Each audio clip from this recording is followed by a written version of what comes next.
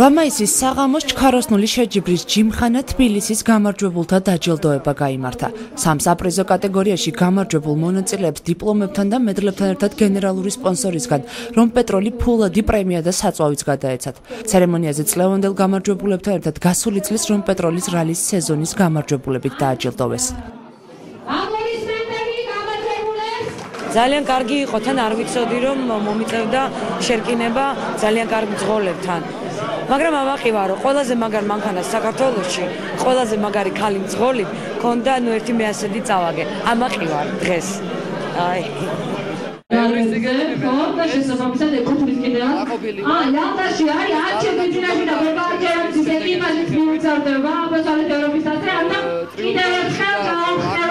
მონოკლასში გავიმარჯვე, სულფარბოლაში მეორეა.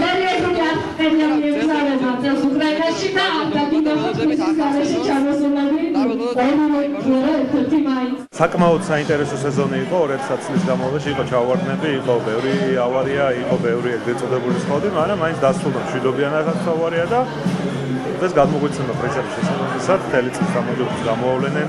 მოგეხსენებათ რა ბოლან წარმატებით ჩაიარა, გამოვლინდა რამოდენიმე გამარჯვებული, რომელსაც დღეს დავაჯილდოვებთ რომპეტროლის ევროპული მაღალხარისხიანი საწვავით და ფულადი პრემიით. ჯიმხანა თბილისის შეჯიბრი 8 მაის შუადღისას გაიმართა. შეჯიბრი ჩქაროსნულ სლალომში 3 კლასად ჩატარდა და სხვებთან ერთად მასში მანდილოსნებიც მონაწილეობდნენ. წვიმიანი ამინდის მიუხედავად შეჯიბრს აზარტი და ადრენალინი არ აკლდა. მონაწილეებმა 3 სხვადასხვა სირთულისა და ფორმის ფიგურა განსაკუთრებული დაბრკოლების გარეშე დაძლიეს.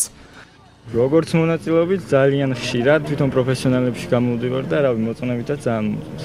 ჯერ ერთი ჯიპით რო გამოვდივარ უკვე ვიცი რომ ვერ გავიმარჯვებ, მაგრამ რატოღაც არ ვღალატობ ამ მანქანას, სულ მინდა ესეთ შეჯიბრებებში მივიღო მონაწილეობა და სულ ამ მანქანით გამოვდივარ.